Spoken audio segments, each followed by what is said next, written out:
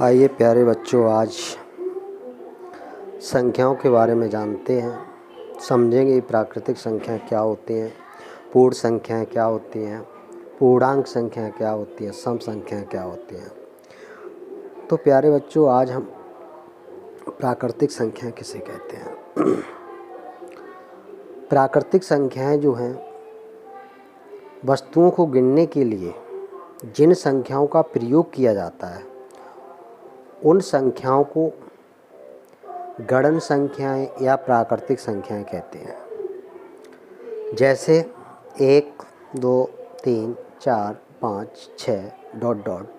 ये सभी अनंत तक की संख्याएं जो होती हैं वो सभी प्राकृतिक संख्याएं होती हैं। पूर्ण संख्याएं प्राकृतिक संख्याओं में शून्य को सम्मिलित करने पर जो संख्याएं प्राप्त होती हैं उन्हें पूर्ण संख्याएं कहते हैं। जैसे अभी प्राकृतिक संख्याएं हमारी थी 1, 2, 3, 4, 5, 6 ... अनंत तक। अगर उन संख्याओं में अगर हम जीरो को भी शामिल कर दें तो वो सभी संख्याएं पूर्ण संख्याएं कहलाती हैं। पूर्णांक संख्याएं किसे कहते हैं?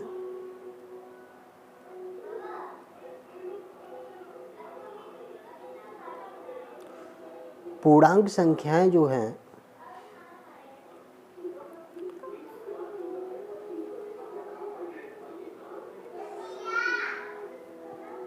प्राकृतिक में जो हमारी प्राकृतिक जो संख्याएं होती हैं उन संख्याओं में शून्य एवं ऋणात्मक संख्याओं को भी सम्मिलित कर दिया जाए तो सम्मिलित करने पर जो संख्याएं प्राप्त होती हैं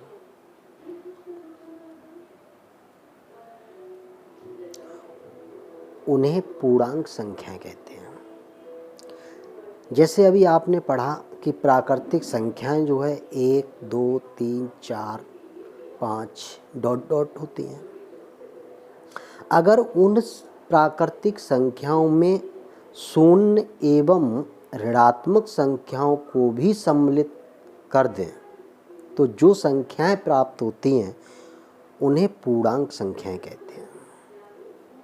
जैसे -3, -2, -1, 0, 1, 2, 3 इन सभी संख्याओं में हम कोमा लगा देंगे तो जो संख्याएं होंगी जैसे -3, -2, -1, करके जो भी संख्याएं बनेंगी वो सभी संख्याएं क्या कहलाएंगी?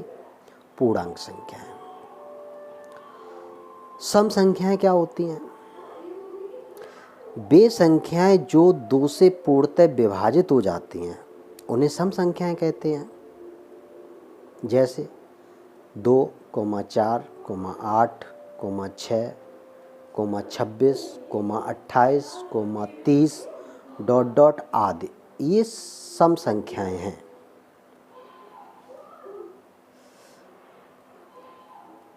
अब आती है विषम संख्याएं किसे कहते हैं? प्यारे बच्चों, विषम संख्याएं वे संख्याएं जो 2 से पूर्णतः विभाजित नहीं होती हैं उन्हें विषम संख्याएं कहते हैं। जैसे 1, 3, 5, 11, 17, 29, 39 ... आदि विषम संख्याएं हैं।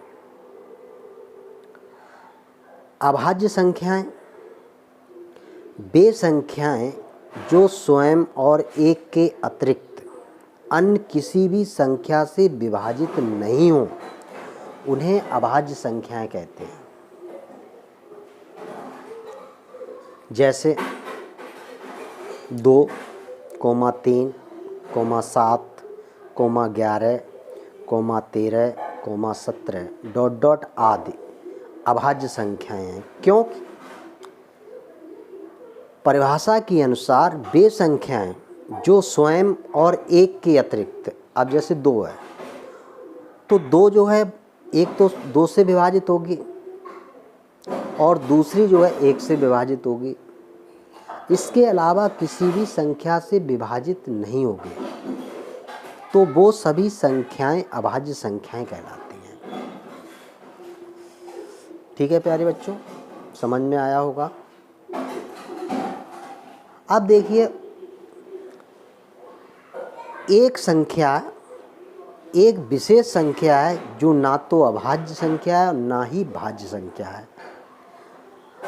अब पेपर में अगर आ जाए कि एक कैसी संख्या है, भाज्य है या अभाज्य है, या दोनों हैं या इनमें से कोई नहीं है, तो प्यारे बच्चों एक जो संख्या है ना तो अभाज्य है और ना ही भाज्य है।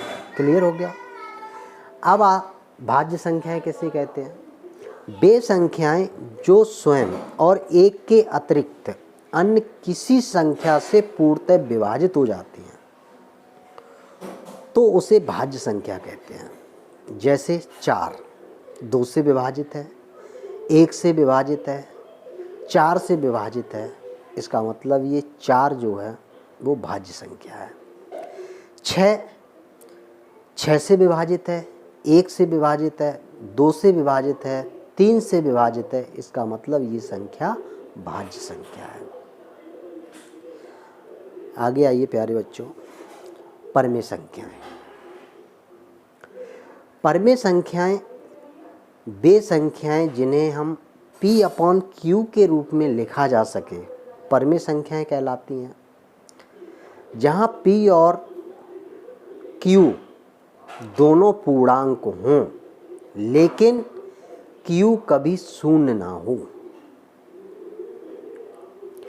परमेय संख्याएं जो हैं वे संख्याएं होती हैं जिन्हें हम अंश बटे हर के रूप में लिख सकते हैं और हर कभी भी 0 नहीं हो, तो वे संख्याएं परमेय संख्याएं कहलाती हैं। जैसे 4,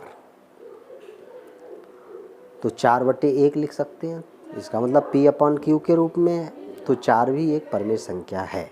3/4 P/Q के रूप में है, तो इसका मतलब 3/4 भी एक परमेय संख्या है। 0 एक परमेय संख्या है क्योंकि 0/1 लिख सकते हैं, तो ये सभी संख्याएं परमेय संख्याएं कहलाती हैं। अपरमेय संख्याएं क्या होती हैं? वे संख्याएं जिन्हें P/Q के रूप में ना लिखा जा सके, अपरमेय संख्याएं कहलाती हैं। जहाँ P और Q दोनों पूर्णांक हों लेकिन कभी शून्य ना हो।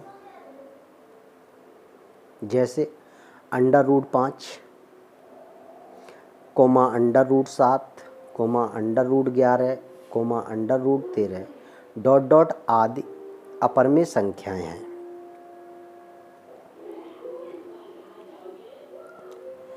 वास्तविक संख्याएं वे संख्याएं जो या तो परमेय हैं अथवा अपरमेय हैं, वास्तविक संख्याएं कहलाती हैं। अगर हम परमेय संख्याओं और अपरमेय संख्याओं दोनों को मिला दें तो वो वास्तविक संख्याएं कहलाती हैं। जैसे 8, 6, 2 + √5, 3/5 ... आदि वास्तविक संख्याएं हैं। सहअभाज्य संख्याएं क्या होती हैं? ऐसी संख्याओं के जोड़े जिनके गुणनखंडों में एक के अतिरिक्त कोई भी उभयनिष्ठ गुणनखंड ना हो, उन्हें सहअभाज्य संख्याएं कहते हैं। जैसे 16, 21 में एक के अतिरिक्त अन्य कोई उभयनिष्ठ गुणनखंड नहीं है, तो सहअभाज्य संख्याएं कहलाती हैं। युग्म अभाज्य संख्याएं ऐसी अभाज्य संख्याएं जिनके बीच का अंतर 2 हो, युग्म अभाज्य संख्याएं कहलाती हैं। जैसे 11, 13 युग्म अभाज्य संख्याएं हैं। अगर 13 में से 11 घटा दिया जाए तो अंतर 2 आएगा, तो जिन संख्याओं का अंतर यदि 2 है तो वो सभी संख्याएं युग्म अभाज्य संख्याएं कहलाती हैं। अब एक नज़र डालते हैं प्यारे बच्चों कि सभी संख्याएं जो है एक बार में देखेंगे। प्राकृतिक संख्याएं, अभी परिभाषा के अनुसार हमने उनकी परिभाषाएं दी, उदाहरण दिए। अब इनको एक नज़र में हम देखेंगे कि प्राकृतिक संख्याएं जो हैं 1, 2, 3, 4, 5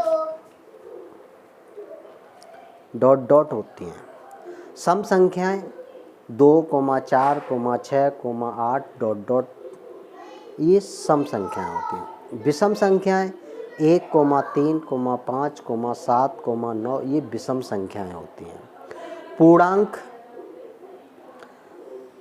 ऋणात्मक संख्याएं, 0 और धनात्मक संख्याएं, ये सभी संख्याएं जो हैं पूर्णांक संख्याएं होती हैं।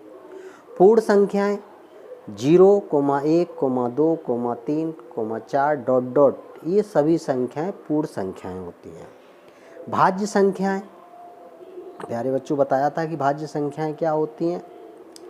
भाज्य संख्याएं वे संख्याएं होती हैं जिनके 2 से अधिक गुणनखंड होते हैं, वो भाज्य संख्याएं होती हैं। अभाज्य संख्याएं वे होती हैं जिनके केवल 2 ही गुणनखंड होते हैं, एक तो संख्या होती है स्वयं और एक होता है। जैसे 2 है तो 2 और 1। सहभाज्य संख्याएं जैसे 5, 7, 2, 3, अभी परिभाषा के अनुसार बताया था। परिमेय संख्याएं